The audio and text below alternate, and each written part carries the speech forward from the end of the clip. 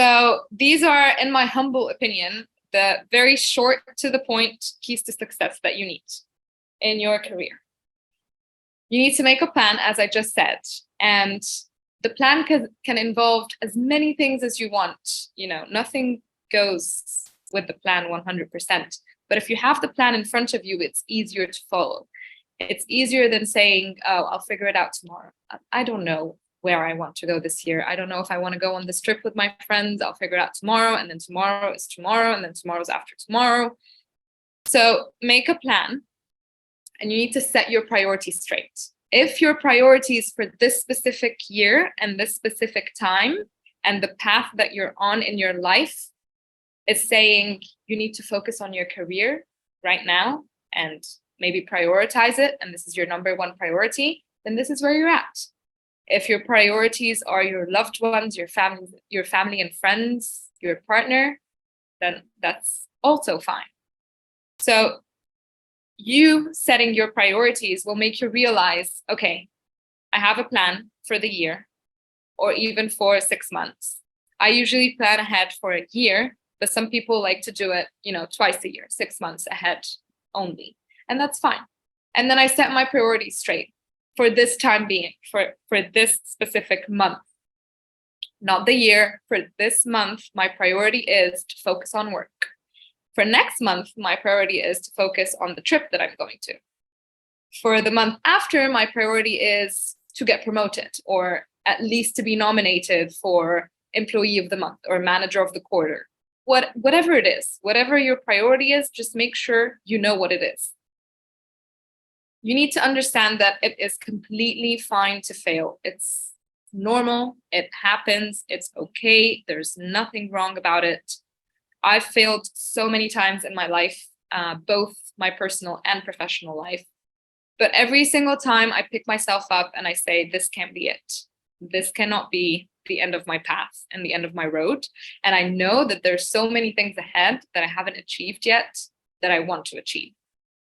And maybe at this specific time when I'm in failure, we get depressed and we get demotivated and we say, but, how am I going to get back again? And let me tell you a very short story. I left Four Seasons Alexandria in 2022, which is last year. And I got this amazing offer from Four Seasons Nile Plaza in Cairo this past January. And I thought, when I left, I thought, oh my God, I regret this decision so much. Yes, I'm with a private owned company and they're more flexible maybe with my time off and my vacations, but they're giving me more responsibilities and there's no system, there's no policies and procedures, there's no standard training manual for me to follow. So I was just lost and everything was on me. I reported directly to the owner and it was so much stress. And at that one point I said, I made the wrong decision by leaving this amazing international corporation like Four Seasons and going to a private owned business. And I don't even know how I'm going to get back on track from this point on. And out of nowhere, I get this email from the director of rooms at Four Seasons Nile Plaza. And she's saying, we have this opportunity and we would like for you to apply and see if you're interested in joining this position. And so don't compare yourself to anyone ever in your career or in your life for that matter, but especially in your career, because some people around us have achieved, yes, amazing things. And people my age are now front office managers and assistant director of rooms and amazing achievements. And sometimes I look at myself and, oh my God, I'm really behind. Like I'm just a guest experience manager. When am I going to get the time to go through all these stages so I can achieve what Jessica achieved? But Jessica did not have the same lessons that I had, failures that I went through, strength that I have, characteristics that I own. Maybe she doesn't have the same personality as me. Maybe she's not a perfectionist. Maybe she only does her job 90% full and sometimes she just doesn't give it her all. So comparing yourself to anyone is not going to do you any good. It's just going to bring you down, and it's going to make you think that you're late, or you're not on the right track, or you're missing steps along the way. But it's not true, because we're all very different. I'm not like Kimberly. I'm not like my best friend. I'm not like my colleagues at work. I have my own personality, my own characteristics, the things that make me strong, the things that make me me. So I can't say, oh my God, but look at Sarah. She is now working for this amazing multinational company, and she's gotten promoted 3 times in the past 2 years, and I didn't get promoted once. So I'm failing. I'm horrible at my job. Sarah has a completely different job in a completely different country with completely different people. She has a completely different way of doing things. So you cannot compare yourself. This is only going to bring you down. This is one of my major keys, and that's why it's highlighted. Because I used to compare myself to everyone around me and say, whenever I was in the States, I would look at my friends back home and say, but oh my God, she already opened her own business. And I'm here, I'm just in a corporate office. I'm working 9 to 5 every day. Like, what's happening to me? And then I came back and I realized,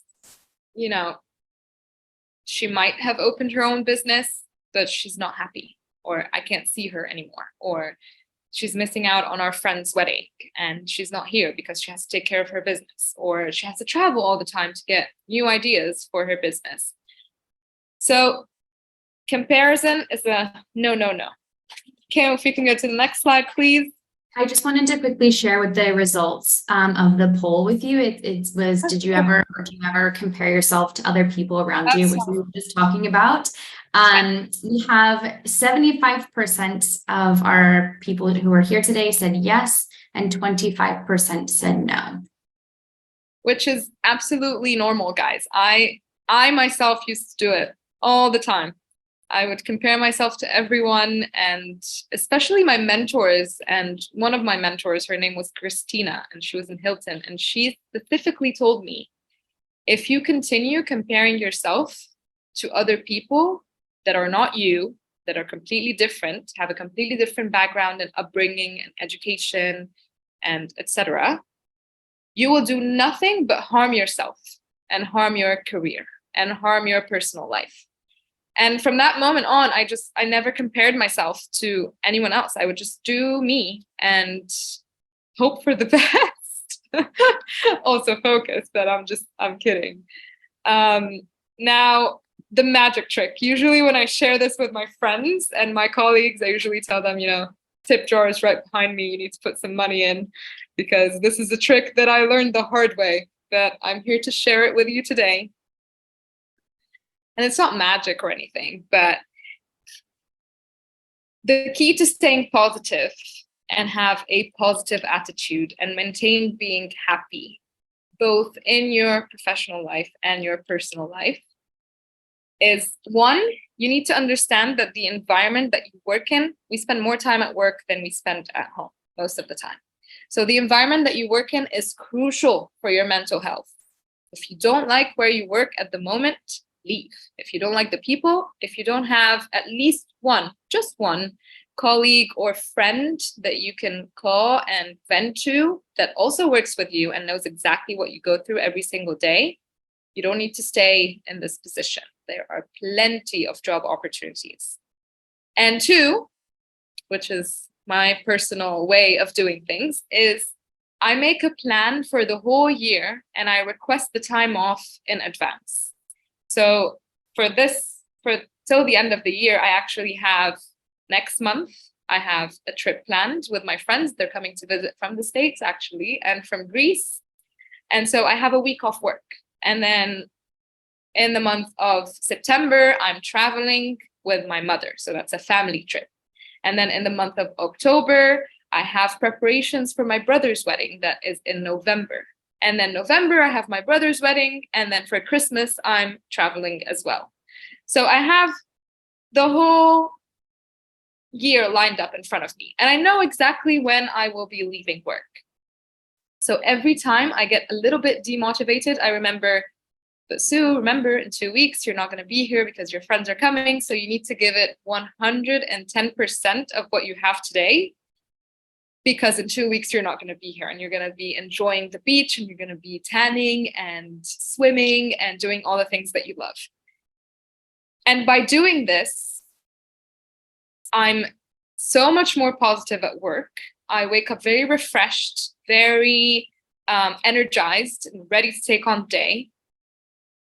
And even though sometimes I don't get to go on the trips that I've planned, maybe it's financial problems, or maybe just my friends are not into the trip anymore, or I have to take care of family stuff by staying in the city, it's completely fine. I still dedicate this time to myself, and I say, there's no way I'm going to cancel my vacation. I've already dedicated myself to taking this vacation because I need it. And I knew that I was working extra hard until it leads up to my vacation. So there's no way I cancel it. So even though with this magic trick, sometimes you're going to have to change the plan and to change some of the things that you planned ahead, it's fine. But always remember that you need to commit to taking this time off. You need to understand that work is not going anywhere. A career path is very important. Yes, I'm 100% with you on that, but it's not everything. It's not the whole life. There's so many other things in life that needs to be prioritized. And I learned this the very hard way because I missed out on major events with my family that now I look back and I say, do these people even remember that I worked for them? Like, do they even know who I am? And most probably the answer is no. I was just doing the work. I was good at what I do, but I prioritized them over something that I'm never going to get to experience again. So the balance is never going to be 100% all the time, just so you know, just so I'm clear. And this, lecture is not all rainbows and butterflies. It's never going to be 100% all the time. But it's important for you to realize when it is not 100% and why. Maybe that specific month, it cannot be 100%. But next month, it can be. So just the realization that something is wrong and the balance is off is fine. But as long as you have that in the back of your mind and it doesn't just disappear and then you're in the hamster wheel again. We're not in the hamster. We're letting go of that wheel. So the magic trick is planning, maintaining a positive attitude, and planning ahead for the whole year. Whether they're trips, whether they're hobbies that you like to do, maybe you just like to work out or to draw or to record music. I don't know, whatever your hobby is, you need to dedicate some time for it in advance. And make sure that that time makes sense with also your work and your colleagues and your boss. But it makes sense for you as well. And if the plan doesn't go as planned, it's fine. You're committing to taking this time off. Even if you're going to sit at home and read a book or do a facial, or it's, time for this amazing bath and exfoliating and scrub and all of that. So the plan is to stick to the plan. So that's the magic trick. Kim, if we can go to the next slide, please. Now, this is a very iffy, and I was a little bit not sure about whether to put this in the lecture or not. But I decided to do this about 8 months ago when I was still with the private owned company. They're called TLT Concepts. I was living in the North Coast and I was fully dedicated to work. I think I left the North Coast twice to come back to the city. So I rarely saw anyone, my friends or my family or my boyfriend. So at one point I was crying, and it's normal. Sometimes we cry, and I was crying in my room and I didn't know why I was crying. I think I was just very overwhelmed and very stressed. And I looked at myself in the mirror and I said, am I happy with who I am right now? And the answer was no. And I knew that something needed to change. And yes, I left the company. I talked to the owner and I said, either you bring me back to the city and I find someplace else to work, or, I'm not happy. So you need to ask yourself, every single time you have a 1% doubt, okay, 1% is too much, maybe like a 10% doubt about what you're doing with your life, you just look at yourself in the mirror and you ask yourself, are you happy with who you are at the moment? And this is a bit personal. If you don't want to answer on the poll, it's fine. If you do, be my guest. But most of you are now students and also have part-time jobs. So you do struggle with this balance to maintain. So are you happy with who you are at the moment? Have you ever actually asked yourself that? Okay, well, 56% say yes, so the majority, good, and then 44% say no.